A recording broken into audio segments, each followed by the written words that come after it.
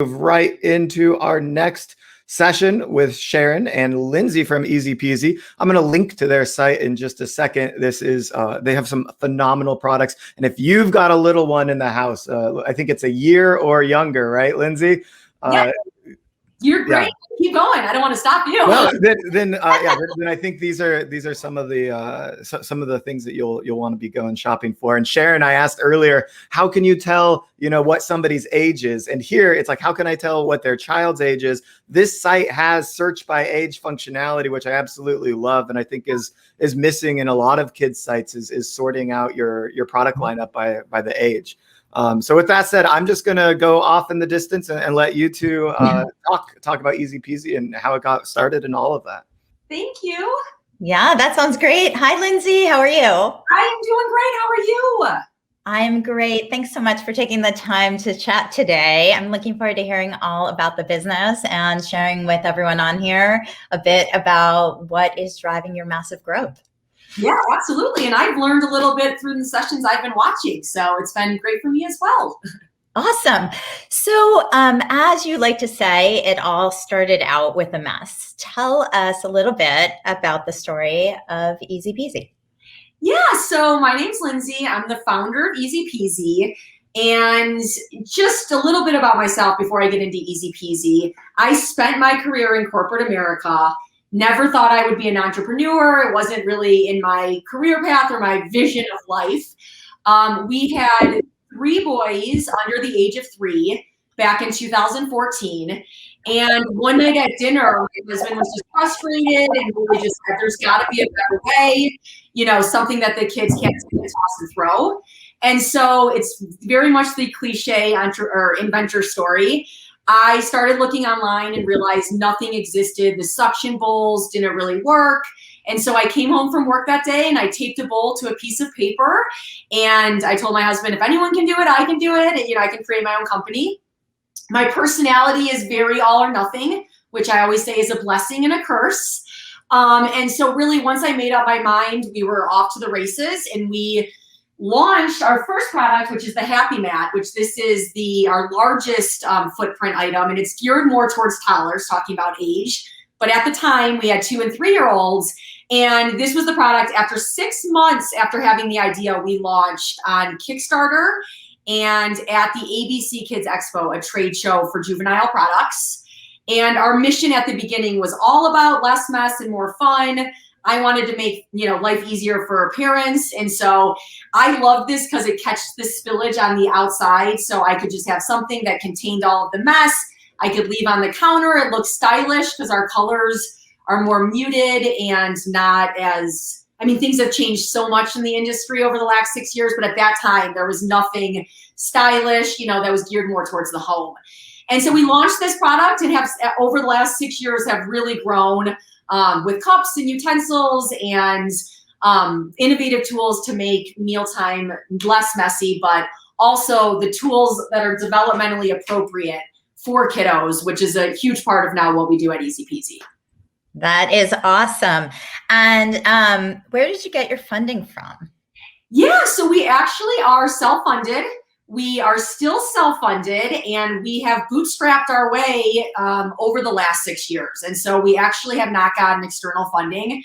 We started with putting our own money in, and luckily the products were so simple at the beginning that, we didn't need expensive tooling and some of the capital that other companies will need. And we're very proud of being self-funded. We've been in a pretty aggressive litigation over the last 5 years.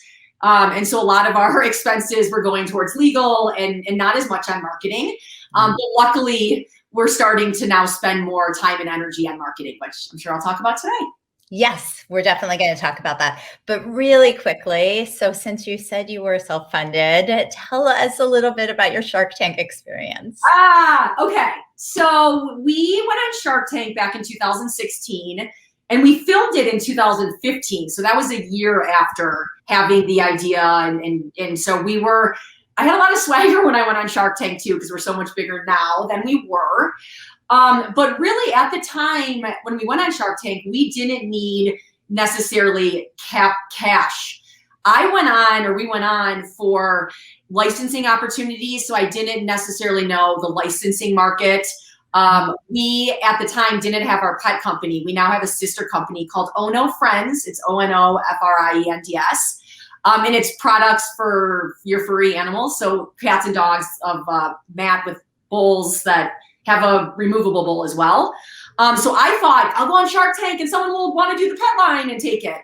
And that's really not how it works. But really Shark Tank, so there wasn't, I mean, the capital would have been great, but culturally it would have not been the right fit. Our team, and I'll talk a little bit about the team today, but we're still small and scrappy. I work with my best friends from growing up since childhood. And so culturally, to not only take, capital and funding, but have other people involved would have changed the team dynamic, which is what I love about EZPZ so much. Wow.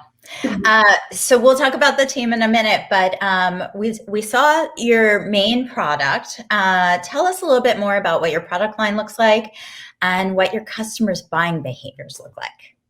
Yeah, so I would say in general, our customers are going to be mom, dads, caregivers. So busy, really busy, looking for solutions to solve problems, so hopefully looking for high quality, safe products, but just really busy. So we want to make their experience, right, easy peasy, no pun intended.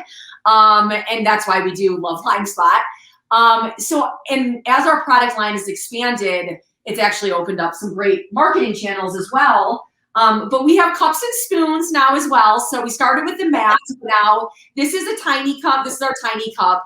And really every detail of the cup is designed by our feeding specialist. So we have a speech language pathologist on our team full time, and she's developed all of our new products. And so every detail of the products, I mean, we're talking, this is a baby spoon. So this is called the tiny spoon. But the tiny spoon, the head of the spoon is 2/3 of an infant's tongue, because the spoon, you're supposed to be curling your tongue around the spoon head. And so the details that go behind all of our products is really what we pride ourselves on. And that was something I did not realize when I started EZPZ. As a mom, I just assumed if you go to a store or you're on Amazon and a product's being sold, that everyone has a medical doctor or a medical professional on their team giving advice about the size of the heads, because why wouldn't you? And designing the cup, the spoon, so kids can hold it and it's their size versus a huge spoon head or a huge cup. And none of that existed, or if it was very, very minimal. And so I just thought, parents, babies, we all deserve better. And so that's, again, a huge mission. And so now that we have additional add-on products, it's been great for, some of the stuff we'll talk about with LimeSpot as well. Great. So do your customers then buy sets? Do they buy in the same color category? Like when you think about their buying experience on the website, how do they shop? Yeah, great question. So I think we try to make it as easy as possible for them, because, we want the experience to be easy. And so we offer a set. We have a first food set, which is actually behind here, which is new. Cool. But we also have all of the products individually offered. And to your point, yes, some people want to buy matching sets with the colors. And so that's great to give the customers those options, and make it easy for them. And then we also want people to come back after, they bought the tiny collection, which is for infants. Then we have the mini collection, and then the happy collection, which is for toddlers. And so really the baby feeding journey, all the way out from starting solids in your first food up to we're working on a line for older kids, because now my kids are 9 and 11. Mm-hmm. And I don't think there's good solutions for older kids. So that's an exciting thing going on. Got it. So what about customer acquisition? Yeah, so gosh, we were so lucky, and I feel very fortunate with EZPZ's journey. At the beginning, we had so much just grassroots momentum, right? So we were launched on Kickstarter. We just got tons of free publicity, right? Just being on different things. And I'm having, Shark Tank, all of that thing, where we weren't necessarily having to pay and do any sort of digital advertising. So our marketing budget for the first, 4 to 5 years was extremely minimal. And I should say advertising budget and paid advertising. So we were doing the basics like retargeting with ad roll. Because when we knew Shark Tank people would come to our site, we'd want to capture them, you know, so we started doing that. But it really wasn't until last year that we started doing social advertising more. So we have an agency that helps, and we do a lot internally as well. And so we've got a social agency that runs social ads, and that's worked really well for us. And so we're seeing some great returns on investments. We also love making ads, and we've had some fun with that, and some user generated content that's been really fun. We have not done a lot on Google search, which I think is a huge opportunity for us. And I know I met with someone on your team recently in regard to that, but that's something that we haven't really dug into that I think is a missing opportunity for us. And then we've really just, again, last year started getting more into more email marketing and communication, and thinking about it a little more sophisticated. We're very consistent, and my team is, it's not me, but you know, we've done a newsletter every month for the last 6 years consistently, right? We've done 2 blog posts every week. Is it 2 a week? Gosh, for the last 6 years. And so like we have all that consistency, but we're not really, this is going to sound so stupid, especially for this call, I'm not driven by money. And so when you're not driven by money, we're focused more on making value and creating experience and having good content, which is not the right mindset necessarily if you're a business owner. So taking some of those things, the blog posts and the content, and how to maximize it, you know, to maximize profits, is we're getting more sophisticated. Great. So then really quickly, before we talk about the team and LimeSpot, let's talk about what the rest of your tech stack looks like so that people on the call can understand, you know, kind of how you're gluing it all together. Yeah, so we use Klaviyo, which has been great. We have obviously use LimeSpot. We use Gorgeous, which they were on earlier, and I would have probably mispronounced it. So I'm glad I listened to them. I think I was saying I don't even know what I was saying, not Gorgeous. We also use Routes, who was on before me. And then we also use Privy for some cart selling and matching. And so again, we've really tried to, and we're not perfect. I mean, I think it is absolute learning experience, and we want to make it more customizable for our customer, but we are still learning and definitely not experts. And so we're trying to use all of those tools together to create a better customer journey, right? And keep customers and messaging them when they might have bought the tiny cup and now their kid's old enough for the mini line. And so it is a work in progress, I will say that. Well, I also think you are exhibit A for AI technologies. It sounds like you've got the whole stack. So that's fantastic. Quickly, why don't you tell us about the team? You did say you're working with some of your best friends, and just, kind of what you've pulled together. Yeah, so when I left corporate America, the first thing I said is if we create a company and a team, I want it to be people I really enjoy working with. And so 2 of the core people on the team are my best friends. We all grew up in Michigan together. And so they've been part of the team since the beginning. And then there's 7 of us, 6 or 7 that work full time, and we're all women, which is pretty awesome. And we're still small and scrappy, and we all do a lot, and so we always are looking for solutions that make our life easier. Even from the customer service standpoint, we have one customer service. She's awesome. I don't even know what to call her, like lady. But some of the automation and those tools make it so we only have to have one customer service rep. And so we are small and scrappy for sure. That's great. So let's talk about how LimeSpot is supporting your business. You've been with us just over a year, going into year number 2. What are the use cases you've enabled and the impact you're seeing? Yeah, so I think we were looking for a platform that helps us highlight new products as well as cross-merchandise, and in a way that really drives up our average order value, as well as increases conversion rates. And we wanted it, really a solution that supports the way our customers buy and are buying. And so LimeSpot, luckily, we use a few different things. So we use cross-selling and upselling.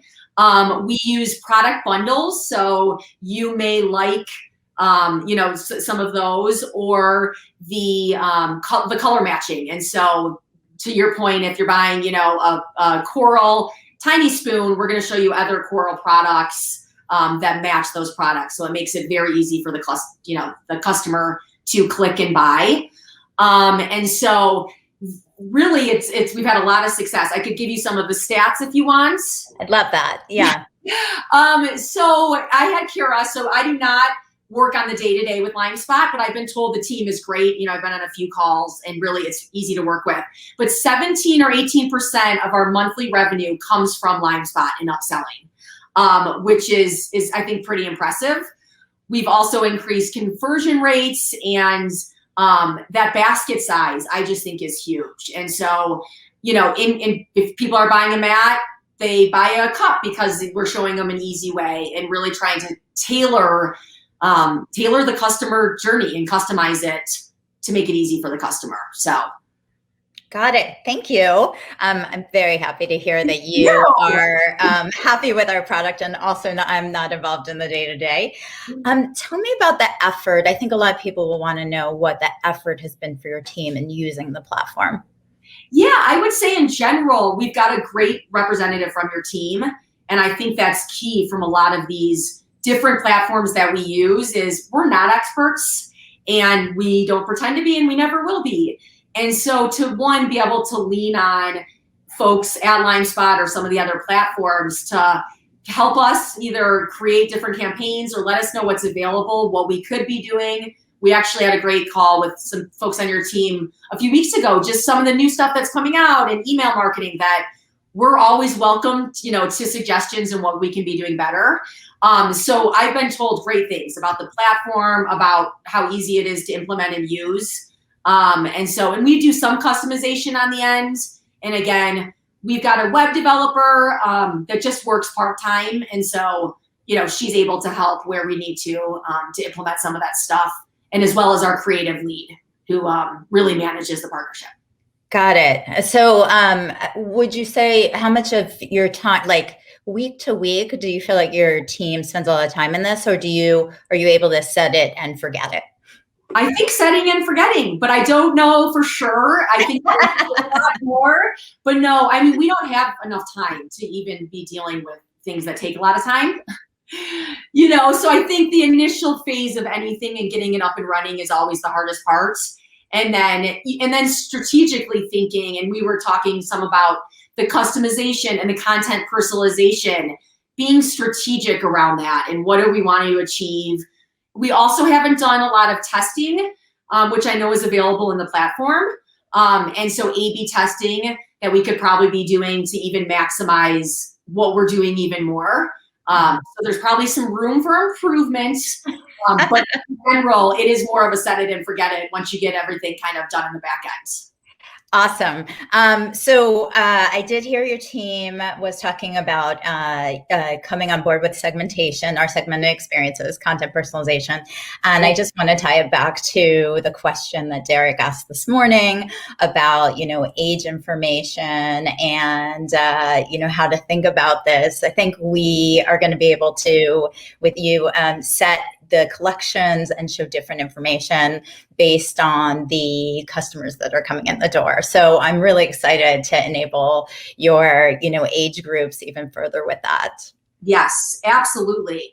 And I think it is more challenging. And I think we've done a lot of work on the back end, even just doing ages. So I appreciate that was applauded because, you don't want to, even when you start segmenting age and products, like some of our products, they cross over into ages, there's a range and every baby's different. And so we also don't want to pinhole into, you can only use the product for this age. They're really recommendations. Yeah. But it goes back to making it easy for the customer. So if they want to search by that way, search by that way. When they get there, show them other options. Again, who doesn't want their life to be easier, especially with everything thrown at us? I don't know how people navigate in today's world just because it's so much information. Yeah, Yeah, well, that's why your stack is all AI technologies, right? So that you don't Yeah. have to worry about them.